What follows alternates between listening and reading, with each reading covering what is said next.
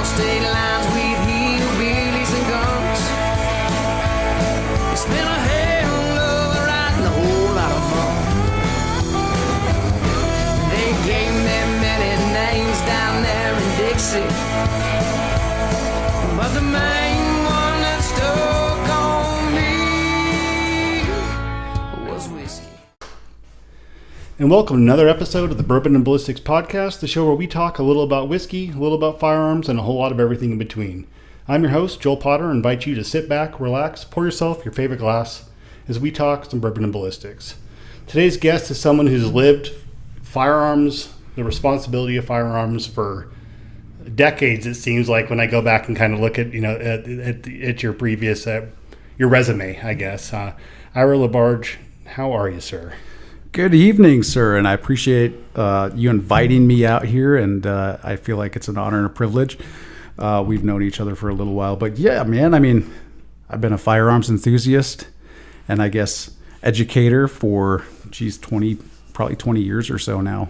I don't know. I grew up in the 80s, so watching all the Hollywood action movies back then is probably, I blame Hollywood for my firearms enthusiasm. And the fight sequences were always so amazing. You're like, you got to get a piece of the action, dude, right? Absolutely. So you're a Marine.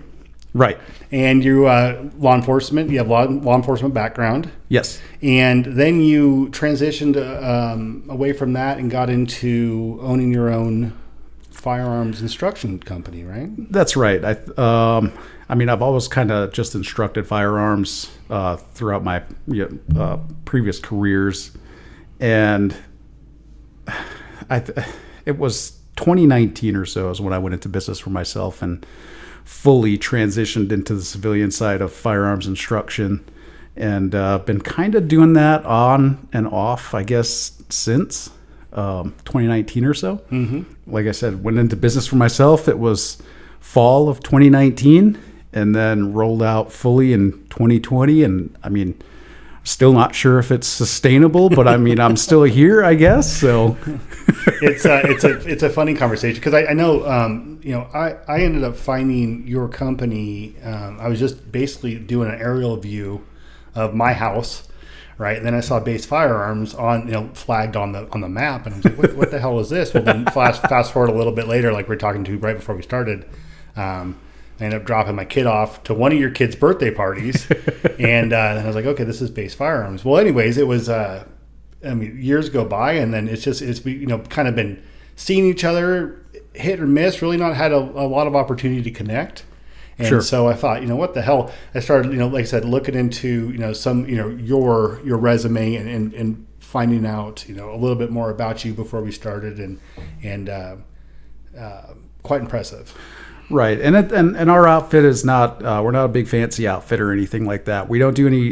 We don't do any retail. We're more of service based than anything else, which is kind of tough when you're trying to expand a business when it's service based. Especially, I mean, multiply it times however many when it's firearms service based. Especially in this valley. I don't know if you know, but there's a lot of folks out here that really appreciate and love firearms and love teaching it. Yeah, it's a great place if you like firearms and want to learn more about firearms. I know we're getting a lot of folks coming from over the hill that they might call themselves refugees from a certain state or whatever, and they want to learn firearms, man. And this is the place to be, in my opinion.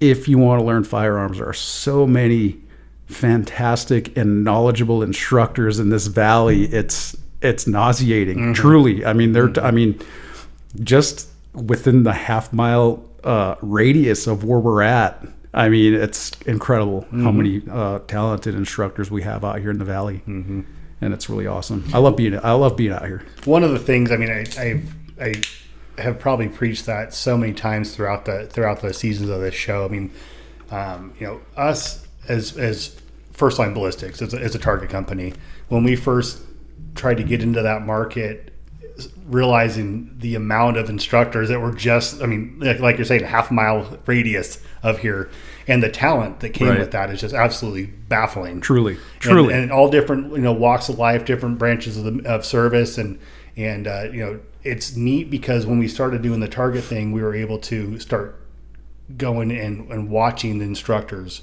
and watching the differences in their instruction methods. And I think that,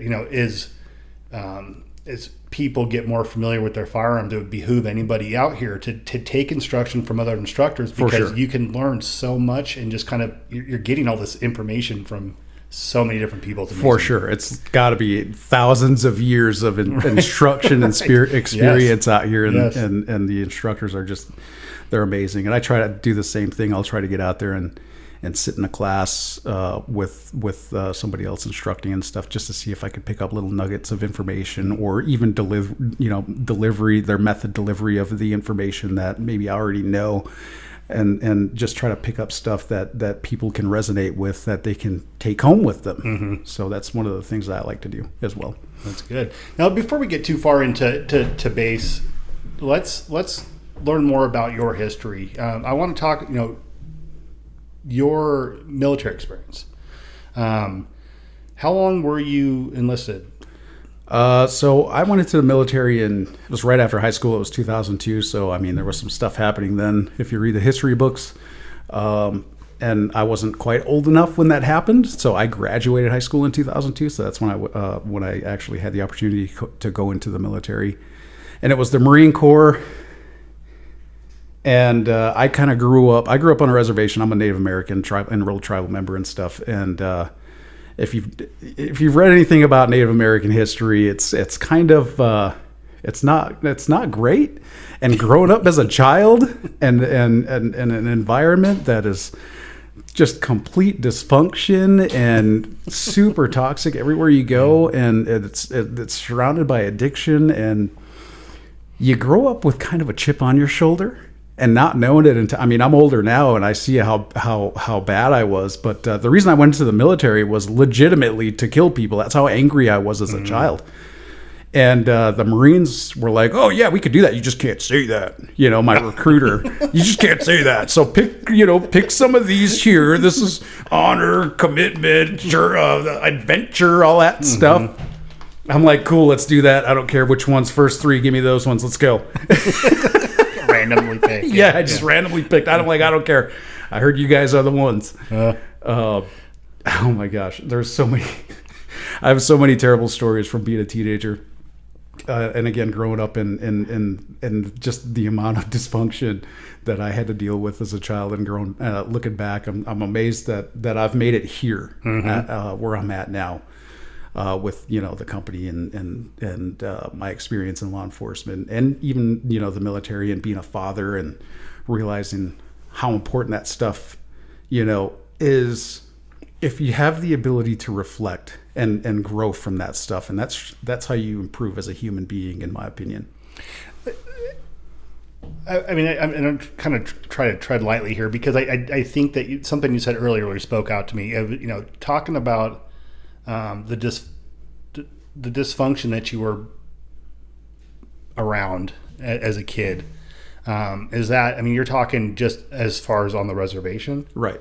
And you could just name an example of whatever comes to your mind for the first three examples, and it's just surrounded by dysfunction and toxicity. It doesn't matter what it is. Yeah. You want to talk about, I'm sure just like anywhere else, you talk about politics, corruption, dysfunction, family, corruption, dysfunction, nepotism, corruption, dysfunction, toxicity, the whole, it's everywhere. It's kind of normal place, even still. One of the things I've noticed, working within the tribes, is for whatever reason, we can't let each other get ahead. I don't know. And it's just one of those things that kind of burned me out in law enforcement, because I was in tribal law enforcement. Okay. I didn't do any county, city, or state, because it just wasn't that wasn't my calling, I guess, in law enforcement.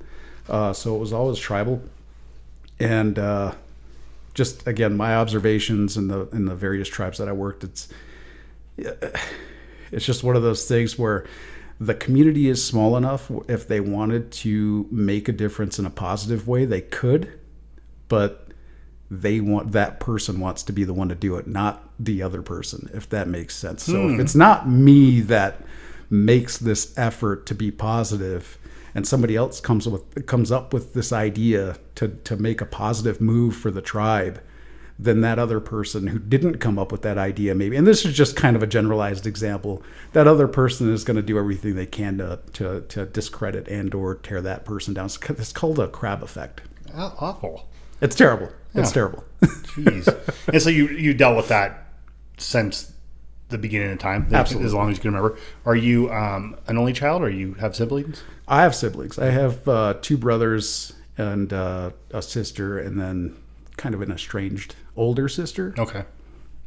But that's And have any of them seen the same kind of light that you have, and opted to try to get away from that, or?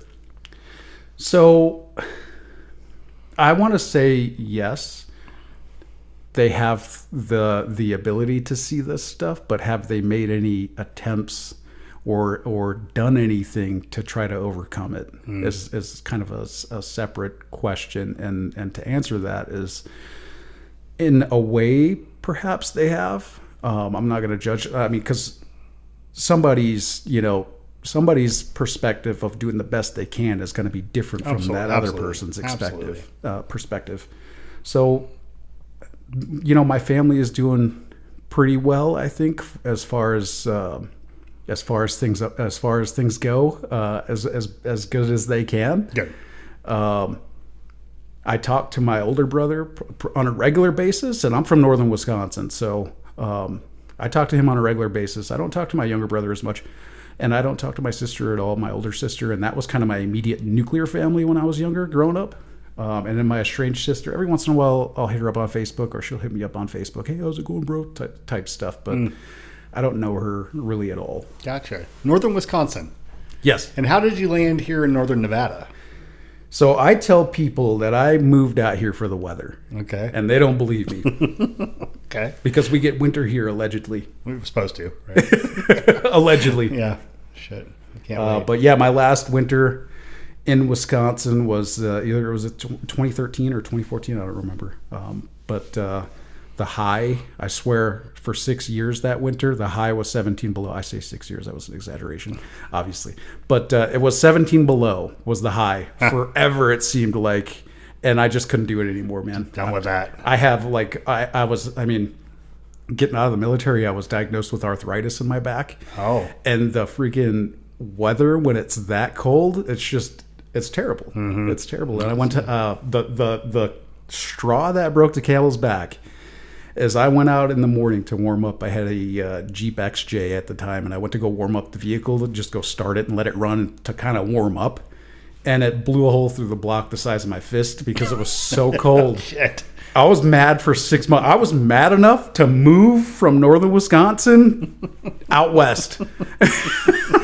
That's what got me out here. Wild. Was the weather. How old are you when that happened again? Let's see, 2013, 2014, so 12 years ago. Okay. 30? I think it was a good move then. 30? Yeah, no, I love it out here. Yeah. Absolutely love it. We've had I think I'm just trying to look back in the last decade and a half and look at our winters, and I feel like we've had pretty easy. We had that 2020. That was a good winter. That was a fun one. That was a good winter. Yeah. That's when you realized how skilled you truly were. That was fun. In snow. Are you guys on septic and pump Yes. well over there? Yep. Okay.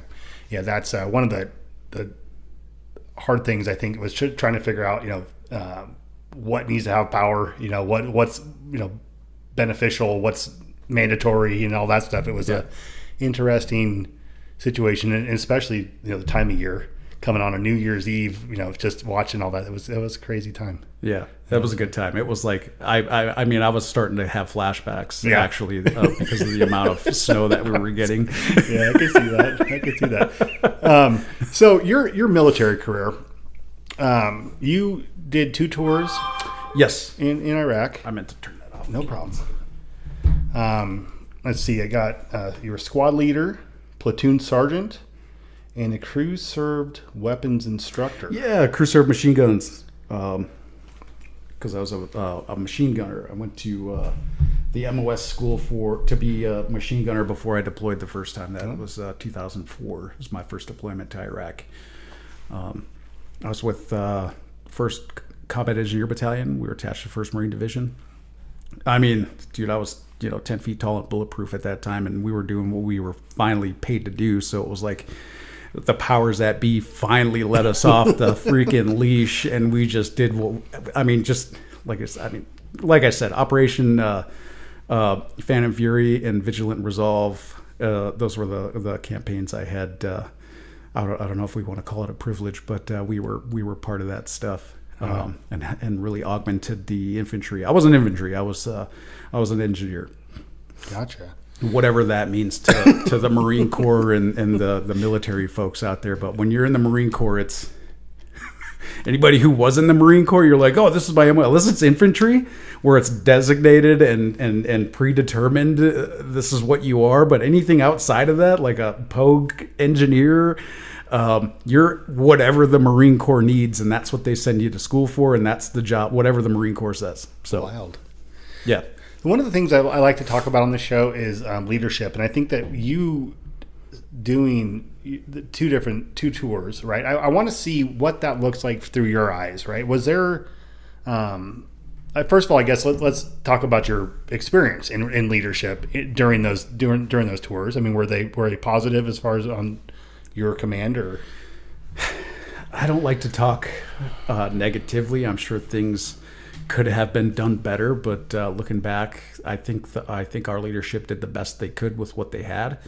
And I mean, we kicked butt out there, but at the same time, I feel like some of our leaders should have stepped up and done some of the things that should have been done and weren't done. Meaning, when we're in country, why are we looking to still hang Marines out to dry or anything like that? Because they're not wearing the correct PT gear or something when they're going to the PX or something right after we got off mission or something like that. Ridiculous stuff like that. Yeah. So, or not wearing your glow belt when you're PTing or running around the flight deck or something. I don't know, PT stuff. This was 20 years ago. So, I mean, I remember that stuff. I remember being angry about our leadership. Like, why are you focused on this and why are we not focused more on training? We're literally in country right now.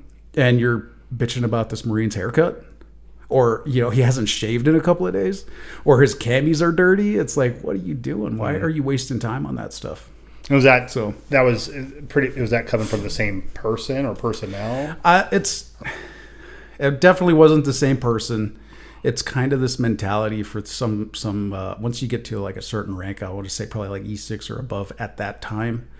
And from what I observed, they weren't even, Marines from my unit. Oh. They were just other Marines. I think they, that were maybe not operational or something. Maybe they were just doing stuff inside the wire and they were, and they didn't have anything better to do. Maybe I don't know, but I did notice a lot of that when we were, in kind of our downtime, I suppose, from when we were on mission. And all the stuff that we did our first tour was just, it was like route reconnaissance and route clearance, because we're an engineer unit. So basically we go out and find the IEDs and we find the best routes for the infantry to go in there and seize all the glory.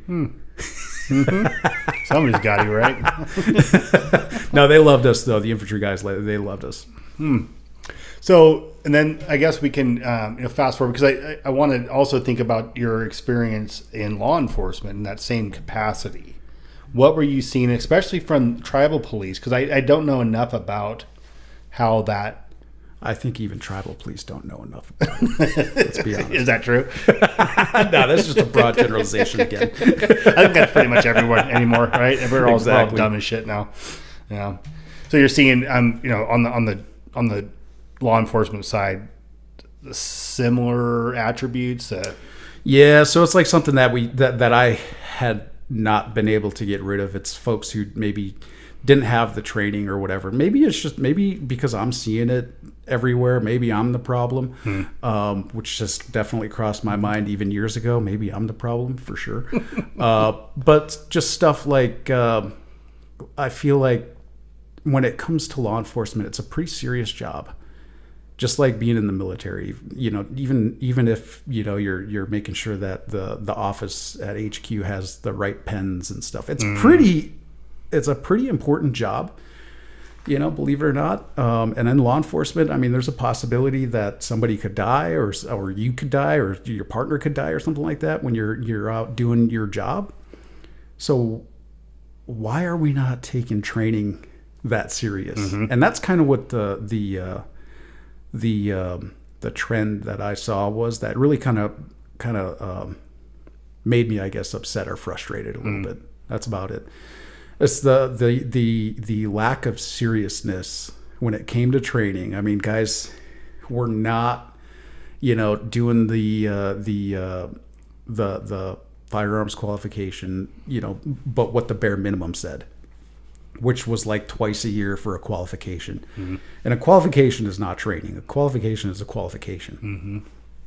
That's the bare minimum, that these guys should be doing. We should be training a little bit more, or maybe unknown contacts, training more unknown contacts. I remember a few years ago when I was working, I was a sergeant back then, and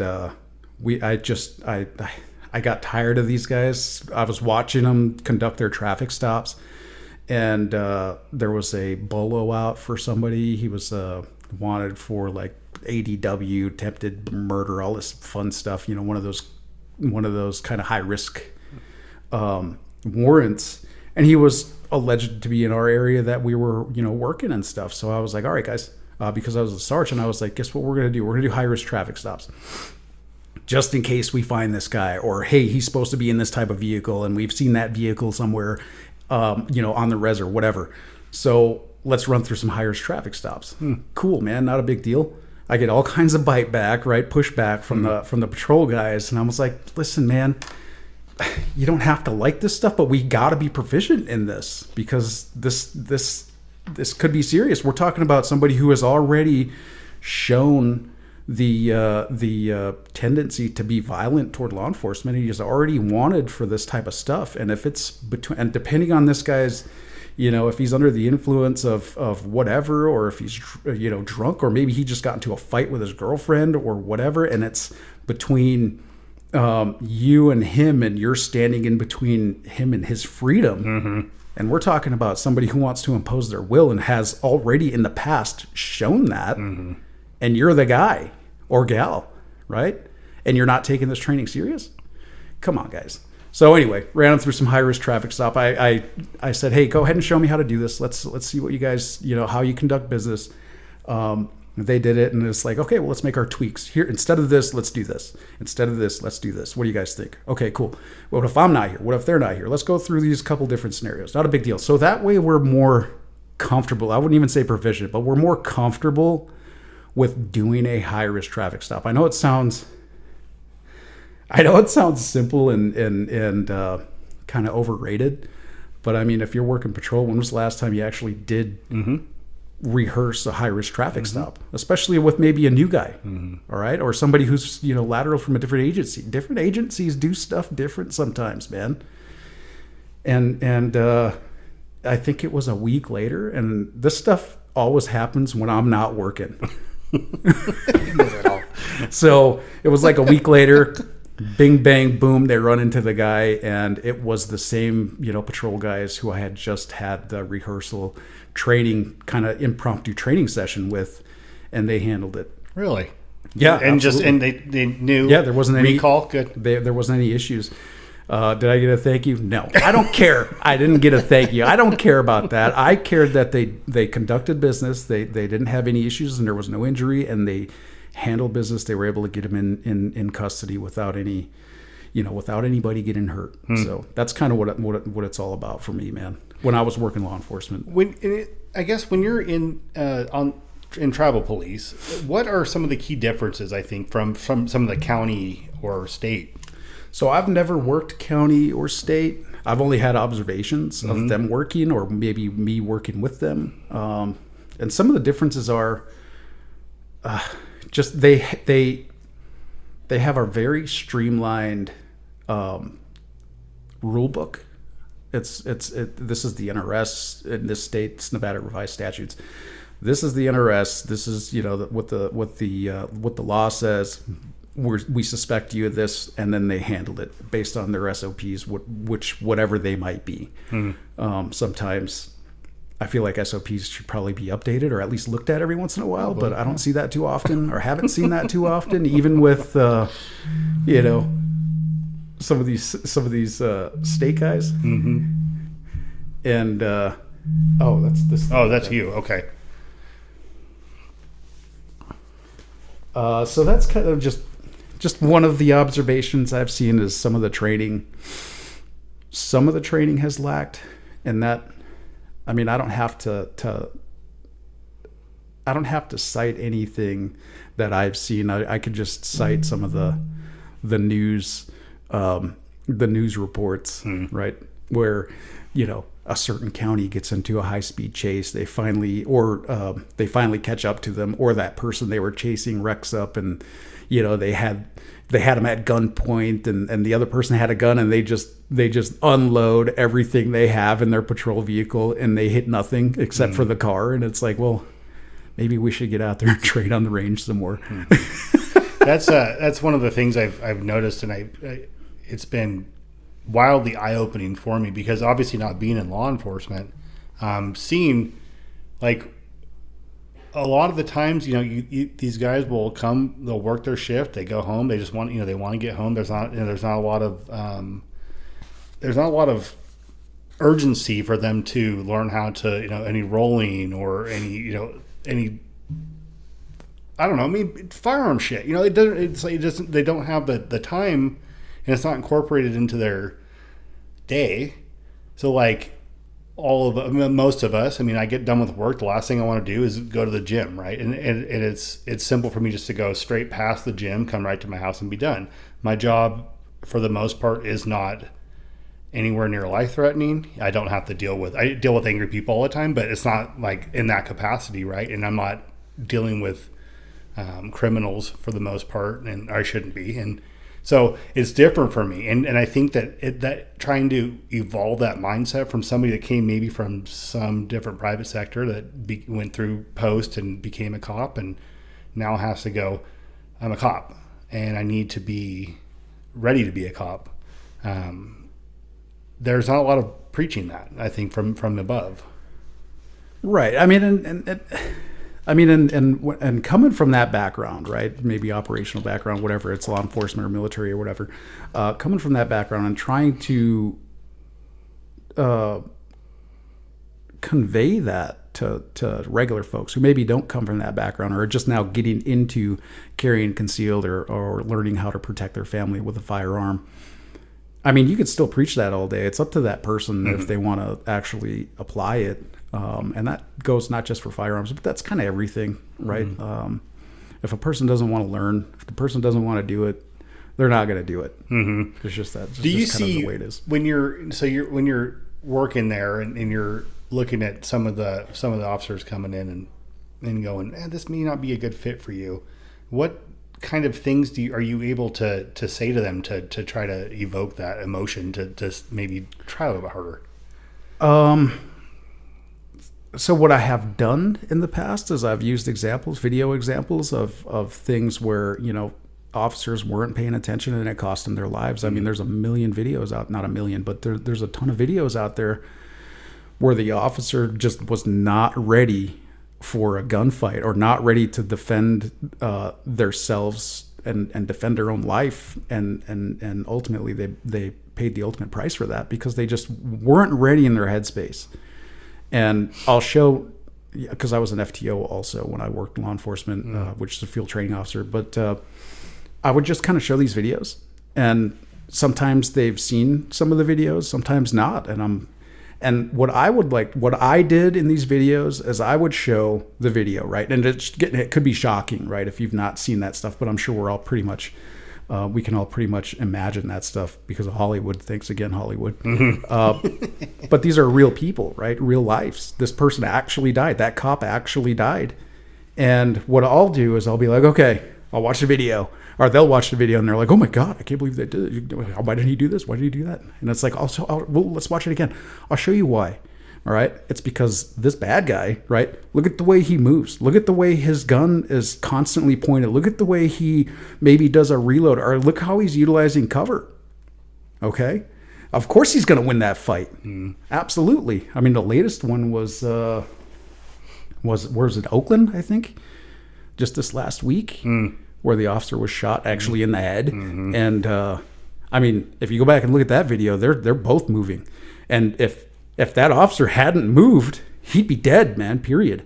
He'd be dead, absolutely dead. So I would show them, and again, use the perspective of the bad guy. Hey, man, watch this guy, the way he moves. Watch his hands, right? Watch how he utilizes that firearm, and then how he imposes his will to flipping kill you because that's what he wants to do. And you're, worried about looking cool on Instagram with your sunglasses and busy texting, Joe Schmo or Sally down the street or whatever. And that's what you're worried about? Yeah. So that's kind of how I would try to convey how serious the situation was of being a cop on patrol, and on duty. What, and I think it's easy for us to all in retrospect, right? Hindsight's 20/20. But as you're getting into law enforcement, right, you're taking in all your military experience and then becoming a cop. What were your opening mistakes? I mean, what's some of the things that still to this day that you're going, how the frick did I do that? So one of the things that's pretty consistent with transitioning from the military into law enforcement is, and it's comical now, but super dangerous, is what's called tombstone courage in post academy. They'll call it tombstone courage, or maybe they call it something else in your academy, but it's tombstone courage, meaning I don't need backup. I can handle this. I was in the military.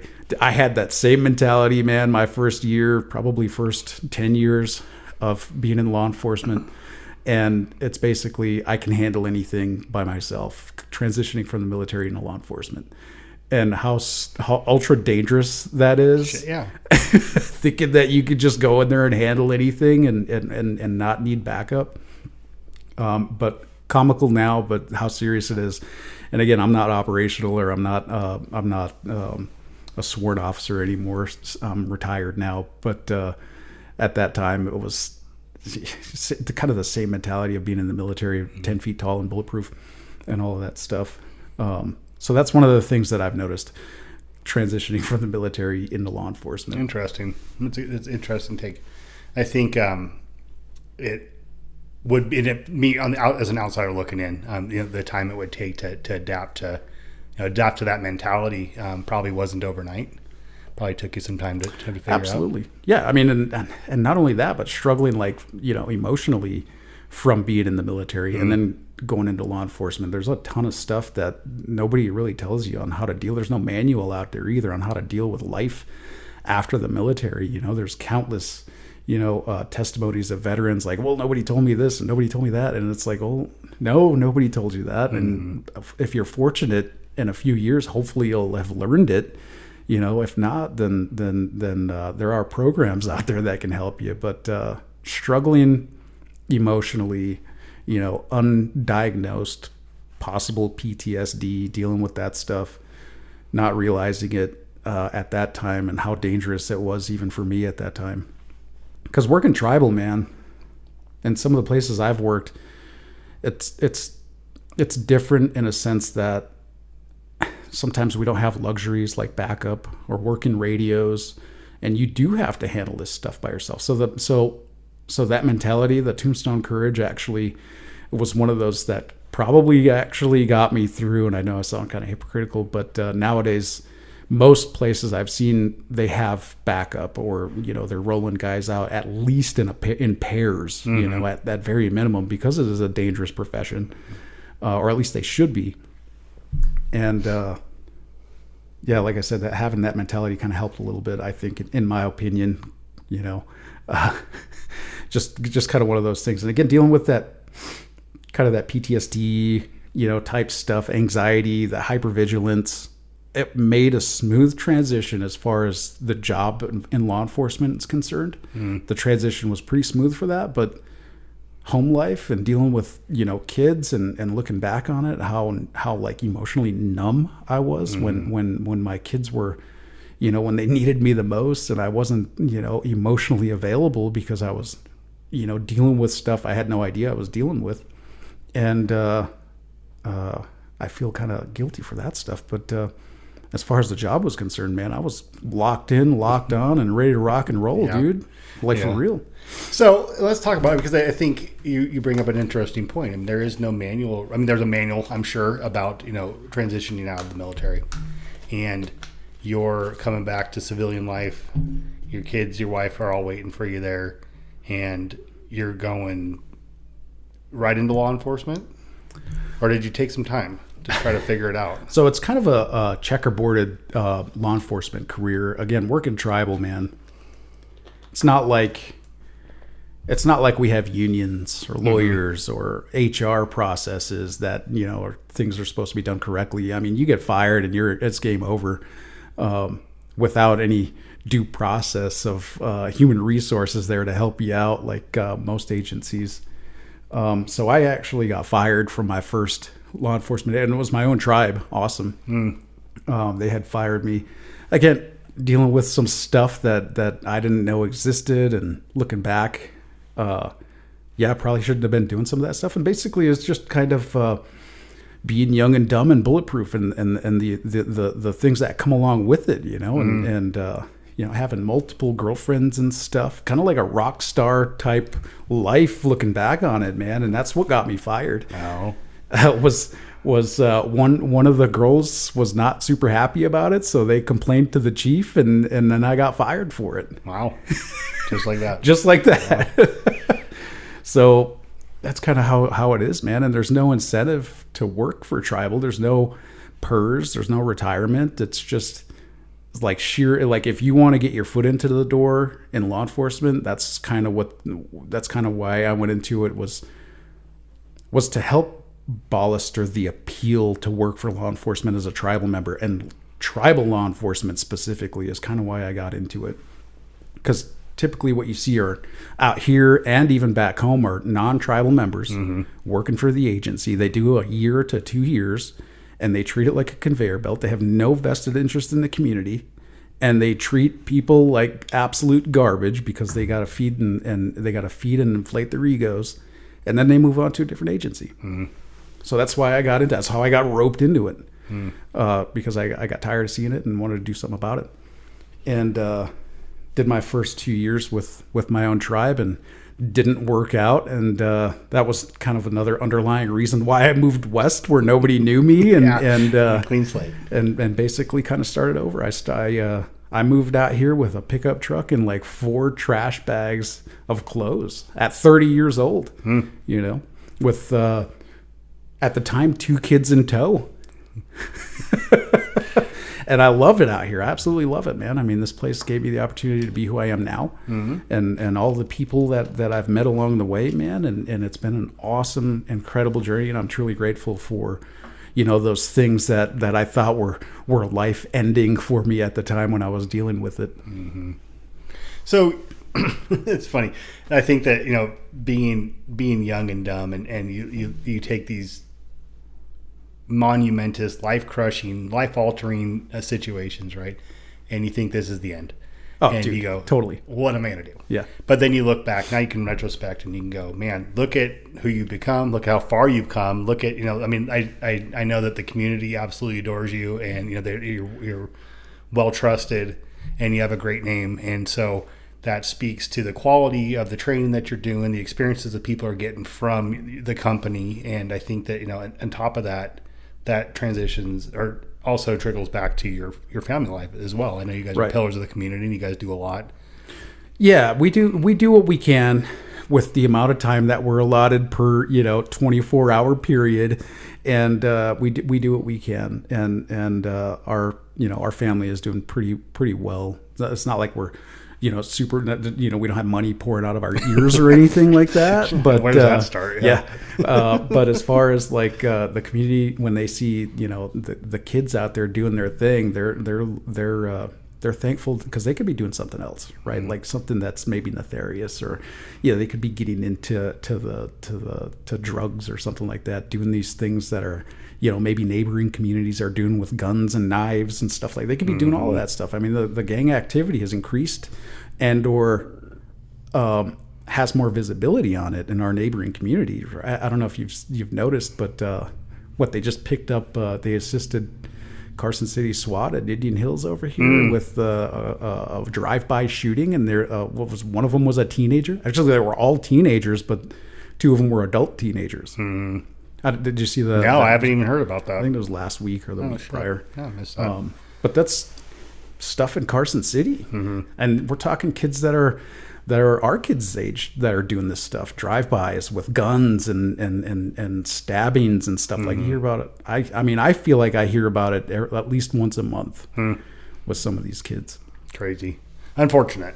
Yeah, it does. What is the range of your kids age-wise? So I have kids. The ages are 17, 16, 14, 5, 3. That's so wild, dude. That's so wild. I just had a birthday. I'm 42 years old. I got no business with a 3-year-old. And my wife is on vacation right now. So it's me with all of the kids, all of the dogs, still trying to run a business and still trying to keep everything above water. It's a, what do they call it? A beautiful, chaotic mess. I love it. That's fun. That's fun. Keeps you young, I'm sure. That's what they say. Yeah. We'll see. How's that going? Yeah. We'll see. I don't feel young because my body aches every single morning I wake up. But yeah, no, man, I love it. I could be doing something else, but I don't think it would be as fulfilling because being an example for these young adults, because they're going to be adults at some point. Being an example on what a father should be is kind of what I strive for, right? What I think a father should be. Otherwise, I wouldn't be doing it, right?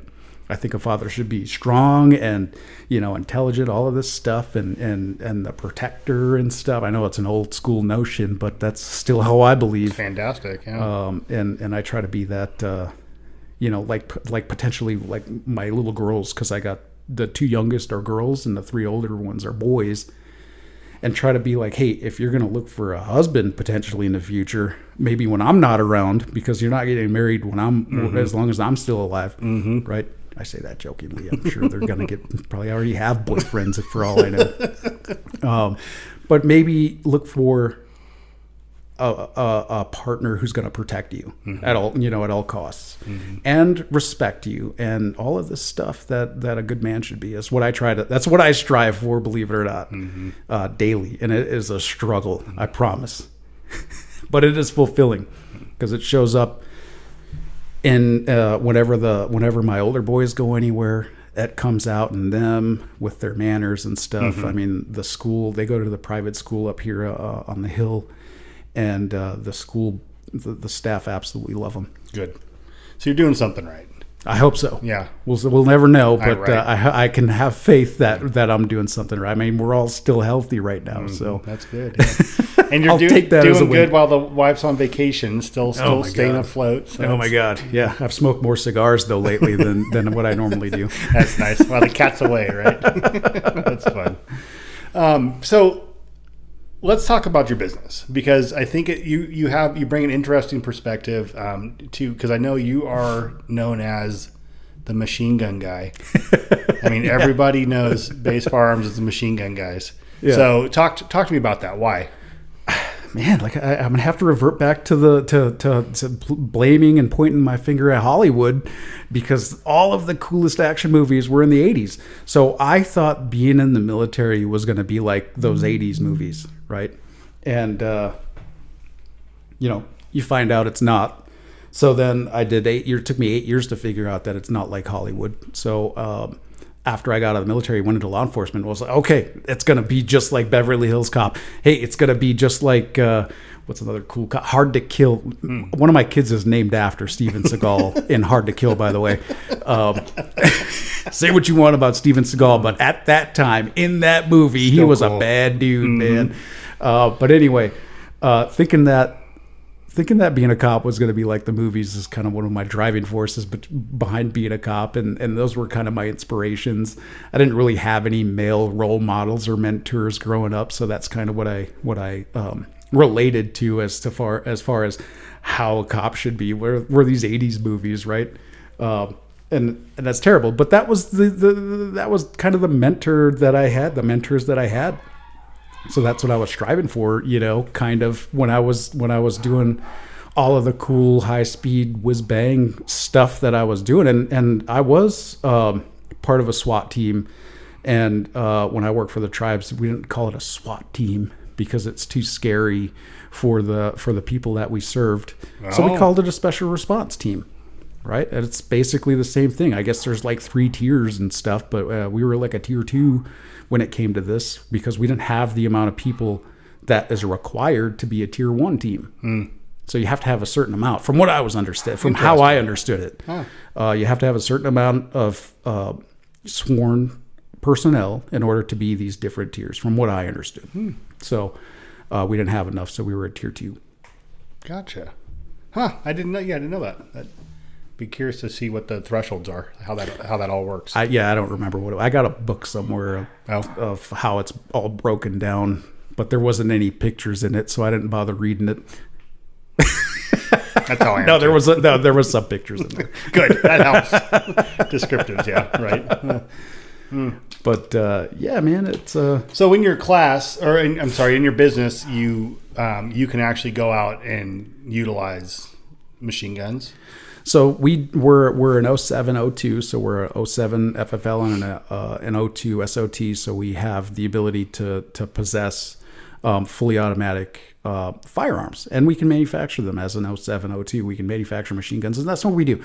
So because of my obsession, my unhealthy obsession with 80s movies, I try to recreate this experience for folks with these various machine guns. So that's kind of what we do. It's more of a machine gun tour guide is kind of how I put it. And we get groups from all over the world, man.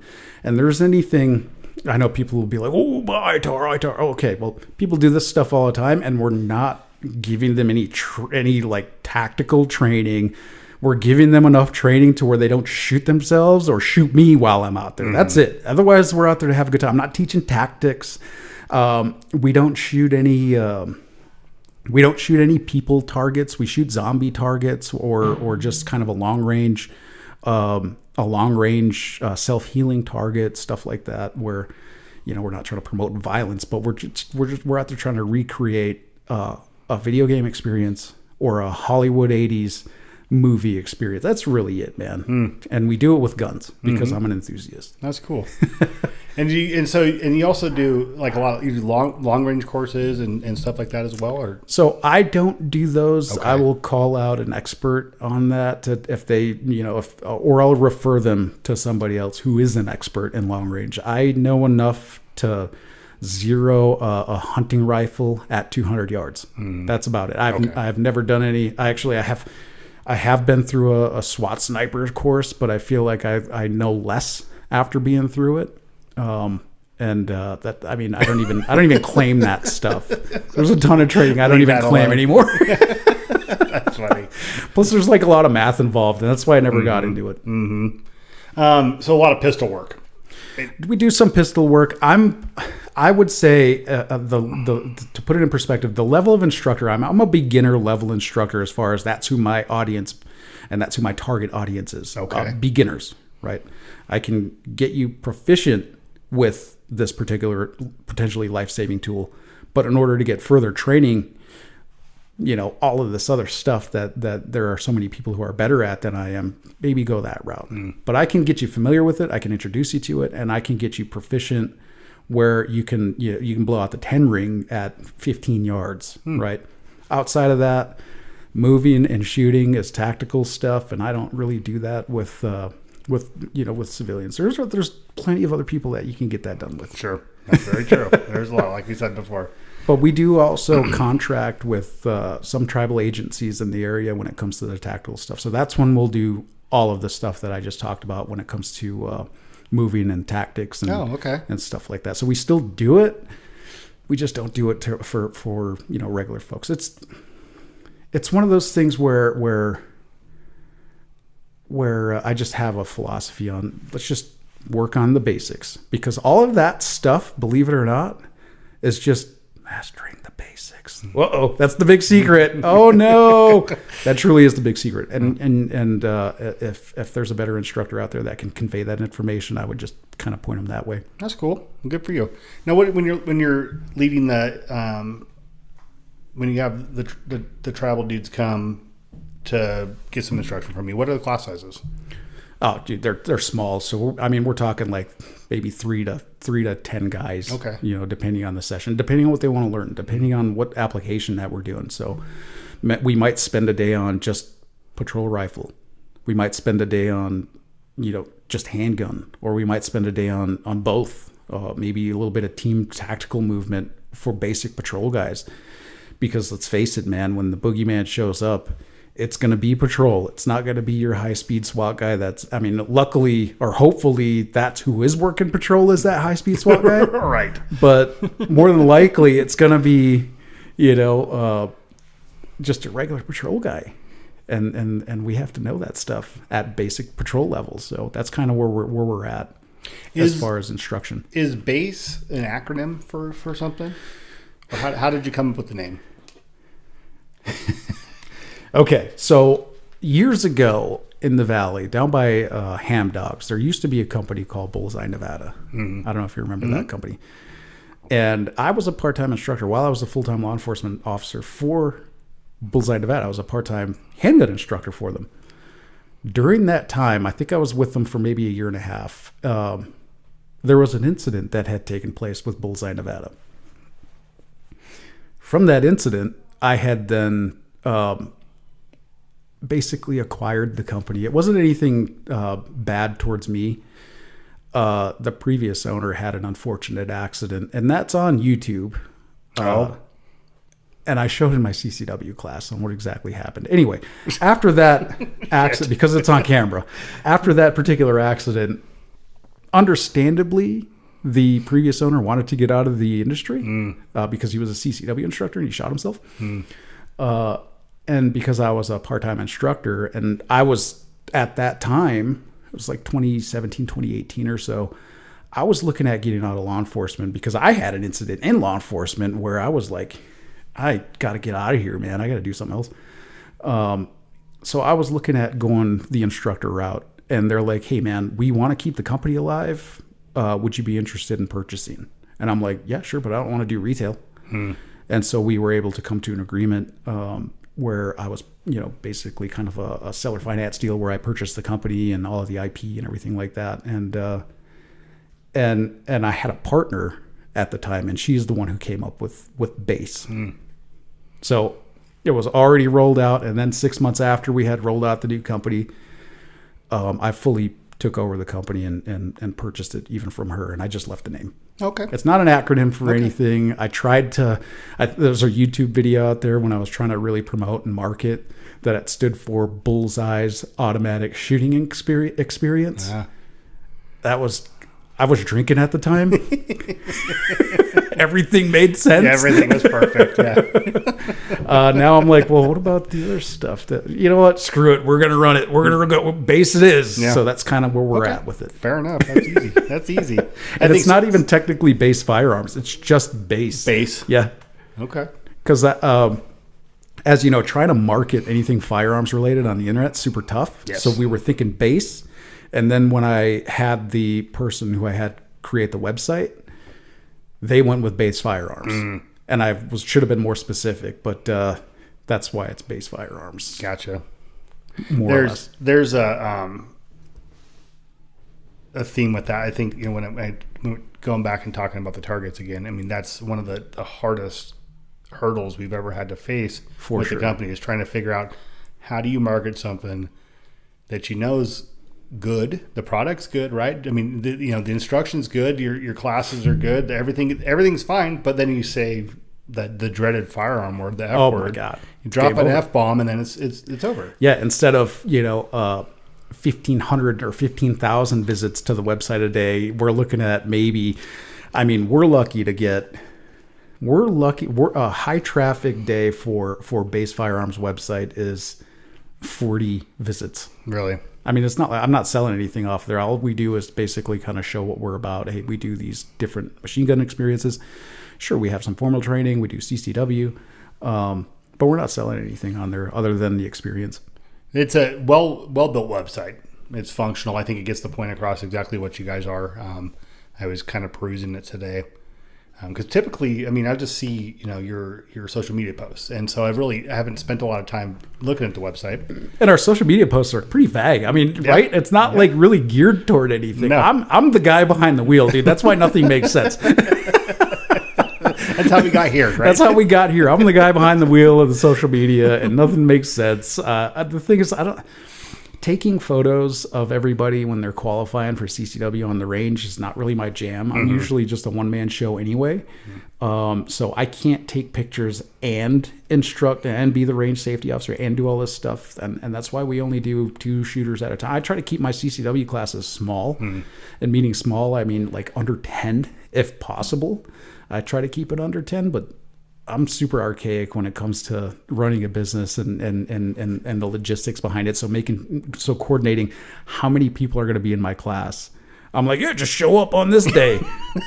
So it could be 1 person 1 month or 22 the next month, man, which has happened before, you know. And I'm like, I feel like there's a better system out there, but I don't have the patience or the ability to do that stuff because I'm just not that smart. So we just kind of we do things by word of mouth, man. And I ask when you're in my class, I ask, hey, how did you hear about us type stuff? And they'll be like, oh, well, you're like one of the first 3 on Google that pop up. And then they'll look at reviews, and, some folks are kind enough to leave like 5-star reviews. There's like 20 reviews. That's huge for us, especially we started in 2019 under BASE.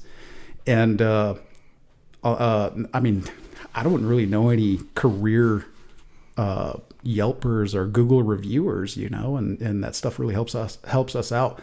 But that's what these guys look at that have never heard of us. They're like, hey, CCW near me, and then we pop up, and then the 50 other guys in the valley pop up, and because ours starts with a B, we're usually in the top 5. It helps, yeah. And because people were kind enough to leave us some 5-star reviews, we're highly rated when it comes to the Google stuff. If you don't know us, and people that do know us, well, they're like, yeah, man, super solid dude. He's super informational. And it's like, well, all I really do is basically regurgitate the information that the NRS says. And I try to keep it as entertaining as possible because there's nothing fun about NRS. And we hammer the heck out of it in the class. It's a whole, I feel like it's a full day of just, hey, NRS 202 point whatever, this is what it says. I'll read it again, talk about it, try to break it down and be like, well, what do you think that means? And we shouldn't be interpreting it, right? But we have to have a basic understanding of what the heck that means. Does it mean that I can shoot, through my front door, right? If somebody's trying to get in, right? Is that what that means? I don't know, because it only says this, right? So we try to be as realistic as possible when it comes to talking about these laws, because being a concealed carrier weapons holder, man, it's a huge responsibility, and it's also a huge liability. So we got to have a pretty basic understanding, and maybe that's where these high reviews come from. But yeah, I ask folks how they hear about me. A lot of times it's Google, and then sometimes every once in a while it's word of mouth, and it's usually people who in the valley who are kind of well known in the valley, if that makes sense. I just listened to Nate's podcast when you had Nate on the other night, and Nate's been through my class. Oh, cool. Who else? There's a few people, but I also heard that if you ask people at the office at DCSO, then sometimes they may or may not drop my name up there about who they should go with. Cool. I've heard that multiple times. I've had 5 ADAs come through. I've had family lawyers from the area come through, and that's kind of how they found out about me. Maybe I was getting audited. I don't know. I'm like, well, how'd you hear about us? Yeah. Well, this guy said you're good to go. Well, who's this guy? Oh, well, he owns this, or hey, he's this guy over here at the county. I'm like, well, I don't think they should be, but that's who they recommend based on what they've heard. Well, that's good. I mean, I'll take it. Right. Yeah, absolutely. I'll take it. But it's a pretty serious thing. I mean, it's not just a service for people. This is potentially life changing for some folks, 100%. man. And we need to take it serious. And if we're not, first we have to have an understanding of it, and then we look into how serious it is, and then we move into how can we prepare for that. That's kind of what and I'm not trying to shock anybody or scare anybody, but it is a serious thing. And if you're not ready to carry a firearm for your own personal protection, then don't. Right? Definitely don't do it. Do you feel like there was a gap in the market prior to you coming in that you have been able to kind of find a way to fill that void? Were we missing something? I'm not sure, because when I got on the list to be a approved instructor for CCW, there was 27 instructors in the county. Now I think there's over 50, I think, in the county now. Wouldn't surprise me. And I had, like, my first year, it was crazy wild. My first year of instructing, I had folks from I think my third class I ever taught, I had a 30-year master NRA pistol instructor in my class, right? And I'm like, oh, great. Cool. This is awesome. I'm probably not going to be able to teach you anything new. However, if you have anything, dude, just chime in. So that's one of the things that kind of I learned as an instructor. Instead of creating adversaries, create allies in your audience to kind of help.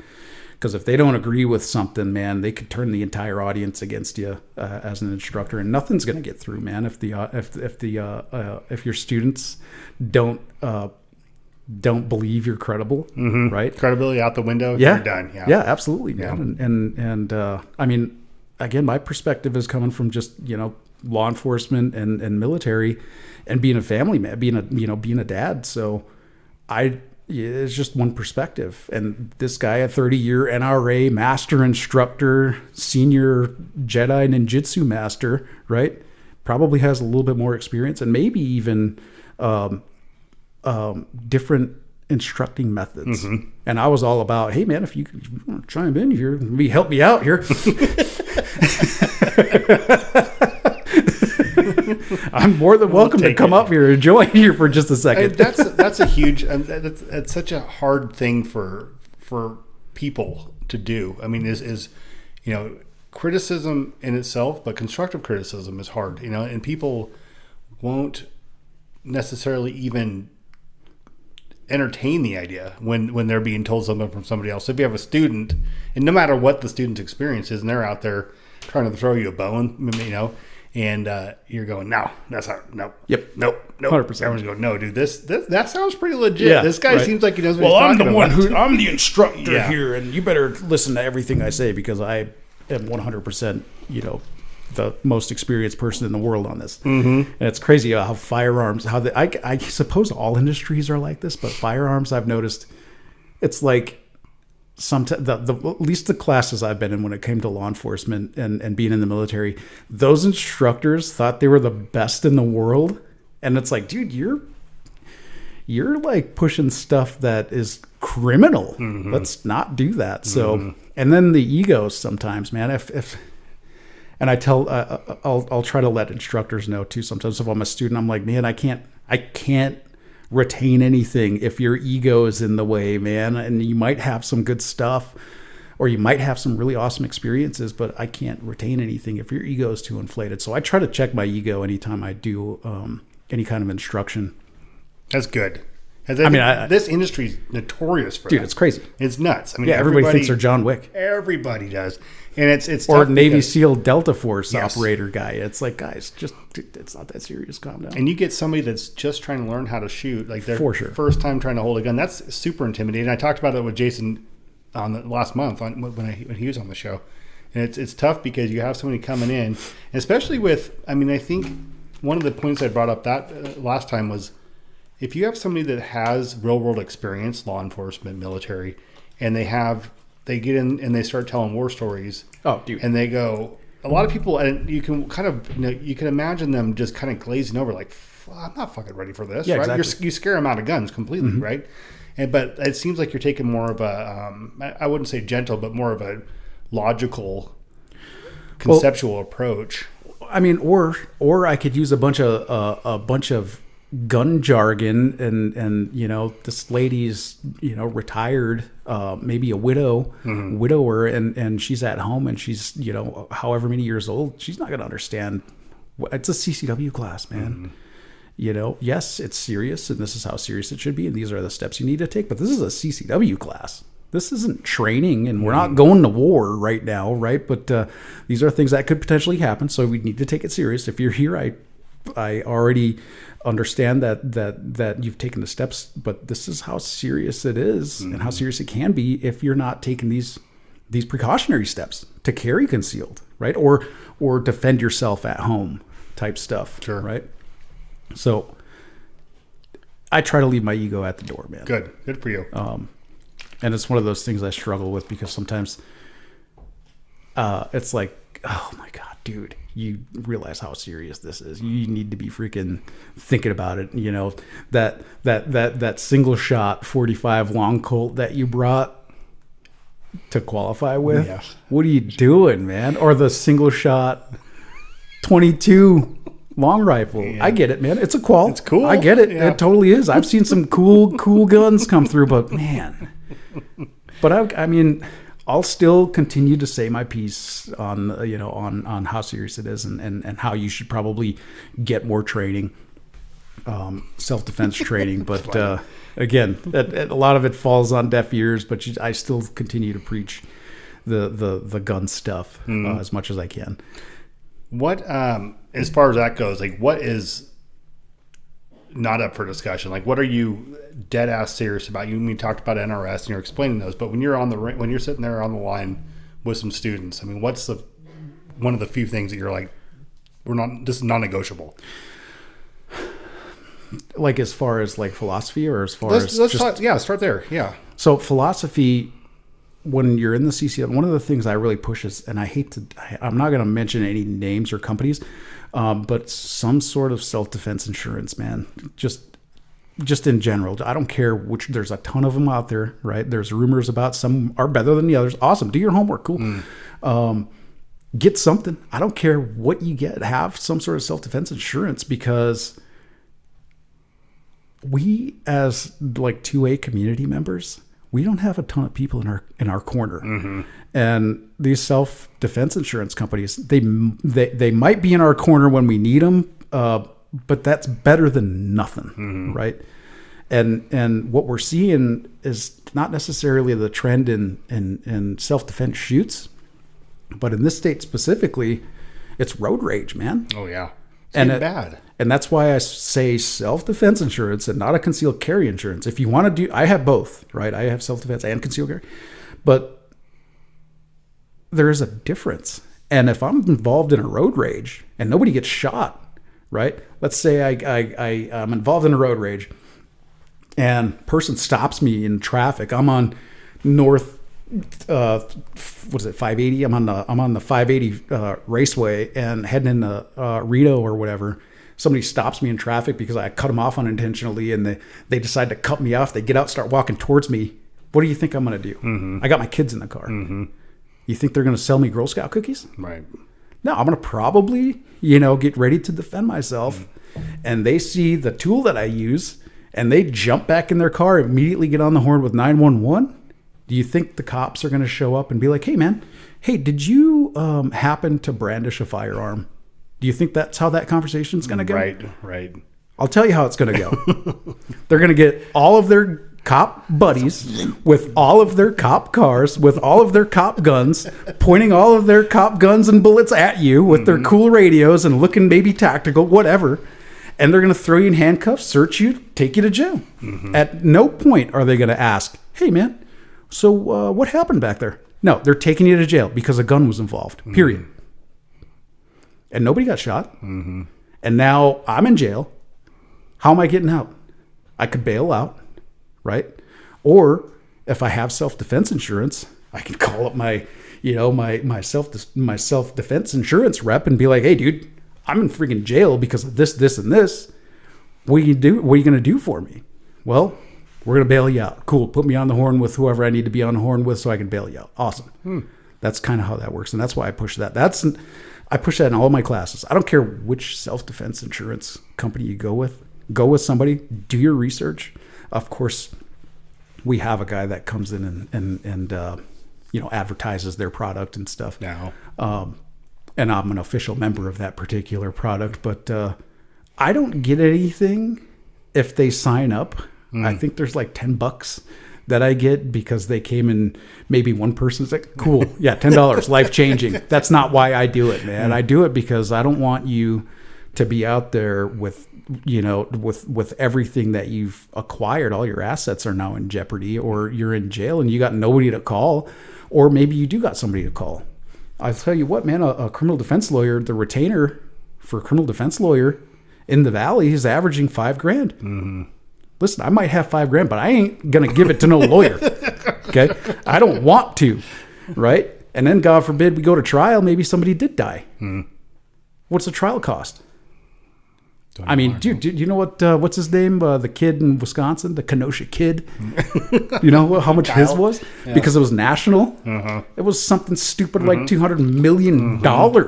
Something ridiculous. Mm-hmm. I don't think it was that much. Maybe it was a shit ton. Maybe it was. It was a lot. It was millions of dollars, though. But a company stepped in and paid that because it was national, right? And it was self-defense, allegedly. Who knows? I wasn't there. I just saw the video. And it looked like self-defense to me. Right. Good enough. It's an opinion. I'm not a lawyer, but it looked like self-defense. But that's why those guys get paid. You know, they're the ones who get paid to argue, the lawyers. Yeah. And that's kind of one of those things that I really push, especially in this day and age, man, after we've acquired assets, especially business owners. Business owners will understand liability, man. So some premiums are like $30, $50, $60 a month. And in the grand scheme of things, like a lawyer retainer being $5,000, how many $50, $60 a month do we need before it's that much, right? It's like 10 years or something like that. Sure. I don't math good, but carry the two. Yeah, like 10 years. It's a long time, yeah. Yeah, 10 years, man. And nothing happens. Cool. Well, if something did happen, I know hopefully I had somebody in my back pocket to help me out, man, rather than me coming out of pocket 100%. And then let's say you do come out of pocket 100% and you go to trial and you're acquitted and you just paid all that money. Are they going to give you that money back? Right. No, man. Absolutely. That's why I push self-defense insurance big time. Let's talk about your personal. I know you're a hunter, right? You like to get out in the outdoor. You're outdoorsy. Yeah, let's say sure. that, right? Avid outdoorsman, I think. Avid outdoorsman. Website says. Yes. Let's talk about that. What do you do when you do have free time? Oh, dude, I love to be outdoors, man. I like hiking. Hunting is where it's at, man. Whenever the boys get their youth tags every year, dude, we dedicate 14 full days of being in the mountains. No matter where we're at, we're out in the mountains for two full weeks, and it's the best ever. I'm spending time with my boys, and they're getting older now, man. I'm never getting that time back with them, and if we harvest something, awesome. If not, it's a great time. This last year, oh my God. Hunting season 2025. Let's see. I took my, I got a big, 1-ton GMC pickup, right? It's independent front suspension. I broke all 4 ball joints on the trail this last year, and it's an adventure. So it's like, what can be better? I'm a kind of a shade tree gearhead also. All right. And I like cars and trucks too. So like it's hunting when it's out here, like open country, mountain country hunting, it's the best of all worlds, man. We're off-roading, we're hunting, we're scouting, we're out in the wilderness. I'm with my older boys, man. I can't even describe how awesome it feels to be out there with these boys, man. And then for them to actually harvest, like all 3 of them harvested this last year, man. Including my youngest. Dang, that's cool. Or not yet, my youngest boy. Right, and he's 14, and he's the biological kid of my wife. So he's not my biological kid; he's my stepson, and he's half black. And he came out after he harvested his deer. He's sitting in the back. He's like, "Ira, this is my last year ever. I don't need to come out here no more." Okay, kid. Listen, you went out there and you absolutely killed it. We were processing these things in the snow and rain. Had to cross 2 rivers to get this thing. I'll be okay. If you don't come out. I mean, I'm a little heartbroken, but you did what you had to do, kid. You know you could do it. You came out here, you did it, and nobody can take that away from you. So I think you've earned it. He's not a hunter or outdoorsman at all. Yeah, I kind of did force him out there this year. That's cool though. And he actually got to fill the tag. He did, and this was the first year we actually hunted with a suppressor too. And I'm probably never going back to not using the suppressor for hunting. Before I used to think it was. Like, oh, just part of hunting is, the big blast of the rifle and stuff, right? This kind of old school. But now I'm like, never again. I'm always going to have to use a suppressor anytime I go hunting. When did you introduce them to firearms? When they could read. So when they were little, just learning how to read and stuff. I had the firearm safety rules in front of the bathroom toilet. So when they were, doing a sit down head call, right? The safety rules were right there in front of them. So when they were learning to read, they were learning to read the safety rules, cool. The weapon safety rules. That's a good idea. And then we used Nerf guns. So we would actually practice clearing the house for I would dress up monsters and stuff in the house, and we would practice weapons handling, when they were 4 or 5 years old. So they've been shooting for a while. They're pretty proficient. We had a group of active duty or Marine officers come out for one of my machine gun shoots. I think Mason was 12. He's 16 now, so it was a few years ago. And Marines, we don't do a ton of handgun shooting if we're active duty Marines. We do a lot of rifle shooting, a lot of machine gun stuff if you're in that particular field or whatever we want to call it. Discipline, we'll call it discipline, right? It sounds way sophisticated. Very much so. So we don't do a ton of handgun stuff, or at least I didn't. And these officers, I don't think, did either. So, Mason was kind of sitting back, and he'll help. He used to help load guns and load targets and load the truck of all that stuff. So that's kind of why he was out there. I'd pay him some cash and whatever. So he's out there watching these guys, these Marines. They're active duty Marines, right? And they're on vacation, right? They're trying to hit a target. And it was on steel. I had multiple steel targets with their handguns or with our handguns. And, they're struggling, right? And Mason, he's he's really good at throwing people under the bus. So he's laughing. He's openly laughing at grown men who are active duty Marine officers, by the way. And of course they're like, well, let's see how you could do, kiddo. Can you even shoot? And it's like, oh man. Okay. You want to rock and roll, Mason? He's like, yeah. Walks and he didn't. I swear he hit puberty this last year, right? So he had a really high pitched voice. He goes, "Yeah, I'll go up there. I'll do it." He gets up there, dude. He loads the gun. It was we were using a Glock, regular Glock 17. Man, he rock and rolls the gun, brass check, and they're like, "Uh-oh." And we had like 6 steel targets up, man, and he just freaking ping, ping, ping, and did a mag change, ping, ping, ping, and it was all just steel. And they were looking at him like, what the F? And I was like, yeah, that's what happens when you leave Marines with their sons unattended. Is they learn gun safety, they learn gun handling, they learn all the gun stuff. They're pretty proficient. That's cool. It was pretty funny. How as far as your students are concerned, what's your farthest reach you've had? I mean, as far as people coming in from different different parts of the world, or so the machine gun stuff, the trends, Europe. I get a lot of folks from Europe. Year before, we had a lot of folks from Canada, Europe, like the Netherlands. So I guess I'm on a list over in Holland. Wow. Like the company's on a list over in Holland for places to visit when they're at the lake. Because over there, the way that this was explained to me from them, these tourists, it's kind of like what they do is that the tour guide agency has these different destinations, and you could just sign up for one, and it's just a group of total strangers, right? That kind of all are just now one group, and they come over to South Lake as one of the destinations, and we're on that list.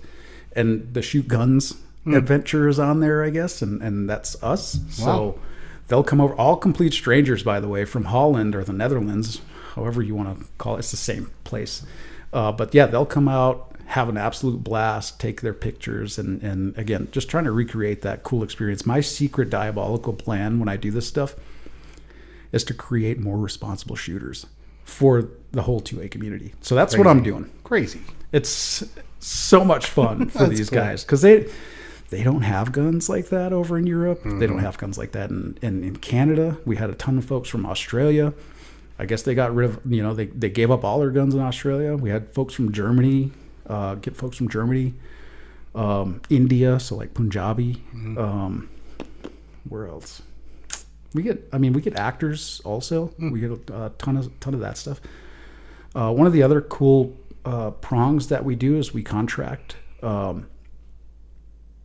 We help facilitate audio recording of guns, right? So some of the audio stuff that we do, because I guess like it's super niche, right? So facilitating a range in a safe shooting area and the guns to help a company test whatever kind of equipment they're testing. We've had some folks come in that they came in from Los Angeles, and it was a tech company, and they were developing these sensors to triangulate where these guns are coming from, right? Where the shots are fired from, so they can actually record them, right? So they can record, okay, shots were fired from here, then they were fired from here, and basically they're trying to track where these shots are coming from for public safety, right? So they're trying to sell these things to public safety. But that tech has been around since the 80s. So they're fine-tuning it. This company is fine-tuning it to determine the caliber. Now, before it wasn't caliber. It was just, okay, shot came from here because of the sensors in the area. We're able to triangulate where it came from. But this stuff was so advanced. They're trying to detect what caliber it was, which was pretty cool. So where do you go to test that stuff? You know what I mean? Mm-hmm. So this lady called every single range on the western seaboard and finally got to me and flew in with all of her equipment on her own jet, right? Company jet, and was like, okay, we got 3 days to test these various calibers. Can you do that? Well, before, obviously, she flew in, she asked. It was like, yeah, absolutely. Yeah, let's do it. So audio recording facilitating. And then our biggest contract, if you didn't know, is with Activision, and we do the Call of Duty zones, which is pretty awesome. Yeah, when you told me that, and I don't remember when the hell did you tell me that, but you told me that, and I thought that was never even would have fathomed, even thought about something like that. Because there isn't any big video game studios that are doing it. It's all, there's libraries out there already that you can just kind of buy these different gun sound libraries, but because these guys are so big, they want to go out and record the real stuff. And it shows in our last game, Modern Warfare 2022. It made it in Forbes for how great the gun sounds were, and MW 2019 as well. And we're still on contract for the next game that's coming out. So we're still doing all kinds of cool stuff like that. So again, no retail stuff, just service based and super niche. So, I mean, I wouldn't even know how to advertise that. And I've actually challenged seasoned marketers and still no luck. Well, I guess that's a good segue. I mean, if we're kind of winding down here on time, but I want to give you an opportunity to kind of sell yourself or sell the company, to let people know where to find you and what they really, the main takeaway. Yeah, main takeaway is just we're super gun friendly, man, and we do basic training, CCW. The big thing is novelty. The novelty machine gun shoots are by far the most fun activity that we have to kind of offer. So if you're from a state that doesn't maybe allow, more than 10 rounds in your magazine or something like that, or maybe your state doesn't allow this particular firearm, that's kind of where we come in when you're up here on vacation up at the lake, or just in the area where maybe you're in the market for this type of gun, and we actually maybe have that one in our library, our gun library, and you can come out and shoot it. Cool. And what's your website? So the website is BASE Firearms, one word, BASE Firearms.com. And we're also on Instagram and Facebook. It's BASE_Firearms. And think I got a whole 200 followers on there. So Good. And I appreciate every one of you. Okay, and you showed up with some goodies. And I did show up with a with a book because I heard you were into reading. Mm-hmm. I did read this one, Bill O'Reilly's Killing Crazy Horse, just because I feel like we do need some. What's the word I'm looking for here? We need to shine some light on some of the Native American history. This is kind of one of my personal philosophical fights, is to promote some Native American history, because there's a ton of misunderstandings and misnomers out there about Native Americans and stuff. Not that this is a full true account, but I did read this. Most of the events in here are true. Some of them are a little dramatic, and obviously written from one perspective. But this is a pretty good book. I like the way this author writes. Real easy to follow, kind of like you had an author on. Oh, Ryan. And he's awesome, dude. I read his books too, and super easy to read. So it's similar Good. style. That's right up my alley. So it's easy to read. So that's our gift. Awesome. To you, Thank you. well as I know we didn't do any bourbon because I don't drink, but I do cigars, and this is a Brick House Maduro. Beautiful. And it's the Gordo size because I like the big smokes. That's right, I like dude. to take my time. Absolutely. So that's our gift to I you. appreciate you. Thank you. And that's just our gift for having me on the show, and again, me trying to give you some cool stuff. Thank man. you. Yeah, that's fantastic. I appreciate it. Yeah, man. Hopefully there's still some people, not snoring with what I had to talk I about. thought that was fun, and I think that there's it's neat always getting another perspective, from somebody in the industry. I mean, there's we talked about enough, but a lot of different opinions out there, and well, it's yeah. fun. I mean, the other thing too is we're in the state of Nevada. We're a sovereign immunity state when it comes to tribes. And does anybody know what that means? Mm-hmm. Yeah, that means that there's nothing that the tribes do in the NRS because the state has no jurisdiction over on the reservation. So that's kind of one of the things that we talk about in our class is the jurisdictional boundaries of states and tribes and all of that stuff versus maybe a different state that's a public law 280 state where the state does have jurisdiction, but it's only criminal and not civil, right? So different stuff, and maybe that's why I just keep people entertained that way.